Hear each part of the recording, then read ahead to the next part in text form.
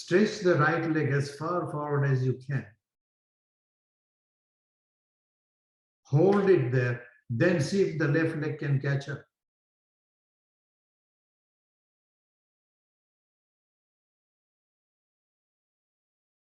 I like that word, catch up. I can interpret that also many different ways. Makes me hungry to think of catch up.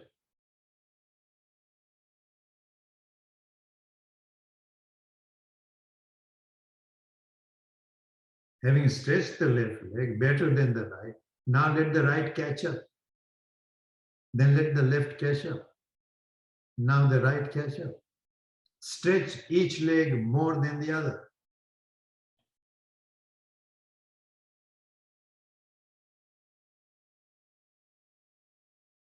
And remember, the reason we are stretching the leg, not just for the sake of leg. We are stretching the leg forward to make the top of the thigh heavier.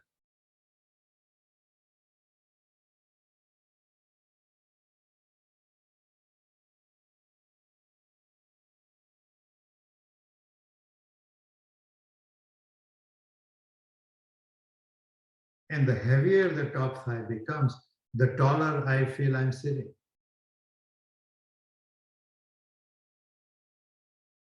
If the hamstrings are so tight that you cannot get that sensation at all, then you should put a little wooden block under the thigh and sit on that, sit a little high.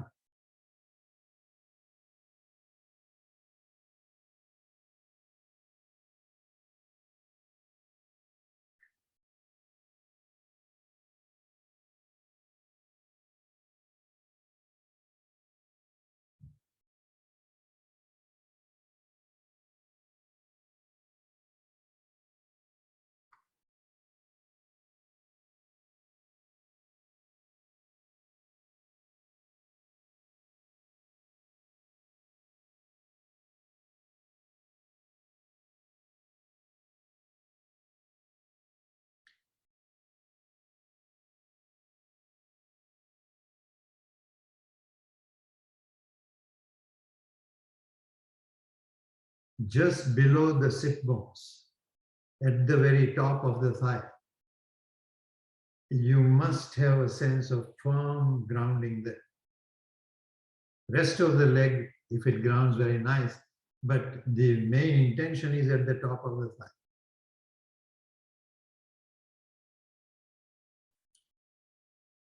I would like you to recognize that part a little more completely. I will show you on Andrea what I will do. Then you have to do it to yourself unless you have a partner helping. So come watch. Andrea, take the chair, please.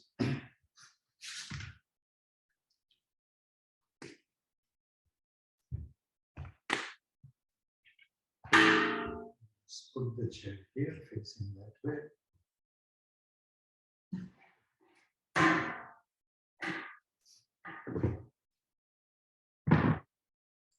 Sit on the chair. And if I ask her to straighten this right leg, she can do it. Go ahead and straighten the right leg and bring it up. But I want you to straighten that right leg, not by lifting the foot like you just did, but make the top of the thigh very, very heavy. So heavy that the foot automatically kind of flies in. You understand the difference? If I don't give you any support, you lift the leg up, this femur comes up. Whereas what I want you to do is take with my support first, I push the thigh down and the leg comes up more easily. Even for people who are injured and cannot lift the leg, this technique works. I have done it with people like that. Okay? So if there is nobody to help you, you have to push your own thigh.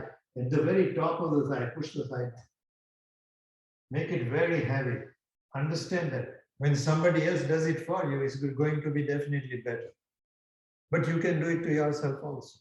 To lift the foot up, don't think of the foot going up. Think of the top of the femur going down. Sitting on a chair or any surface like that. To lift the, do it on one leg at a time, not both legs.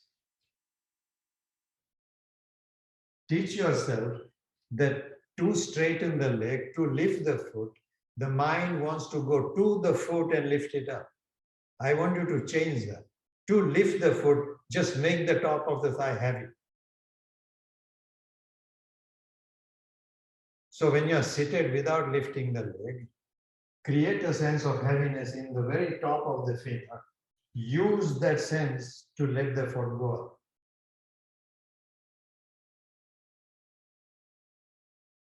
So that if I interpret it differently or say it in different words, the instruction is lift the foot up. You're not really lifting the foot up. You are making the leg longer. You are making the thigh heavier and you are making the leg longer.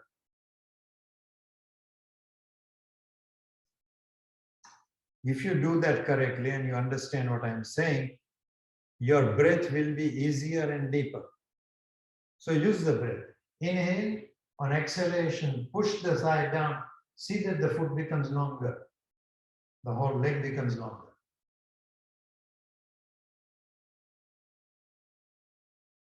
Do that several times on each leg. Breathing freely. Use your own hand to push the thigh down. After you've done it a few times, you can do it without using the hand. To lift the foot up, although you hear these words, don't think lift the foot. Think make the thigh heavy and make the leg longer.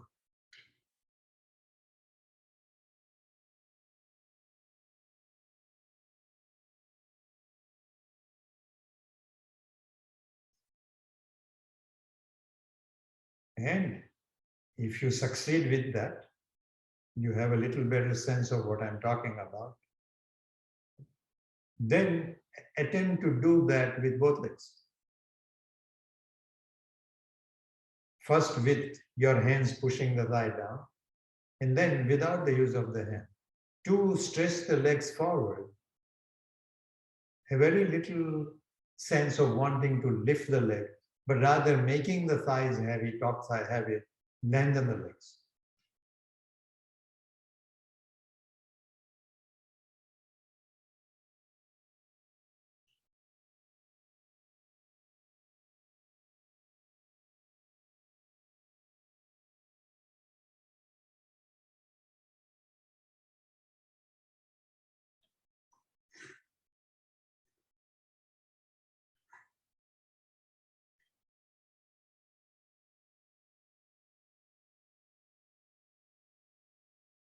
The real challenge of it lies not so much in your physical body, it lies in your mind.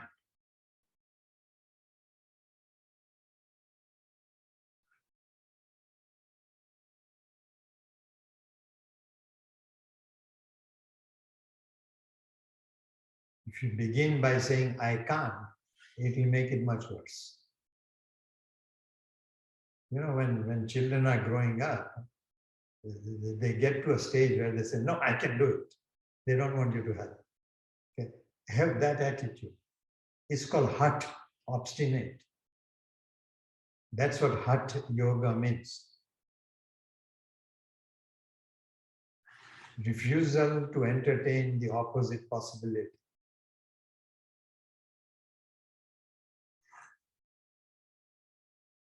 And come back to the floor.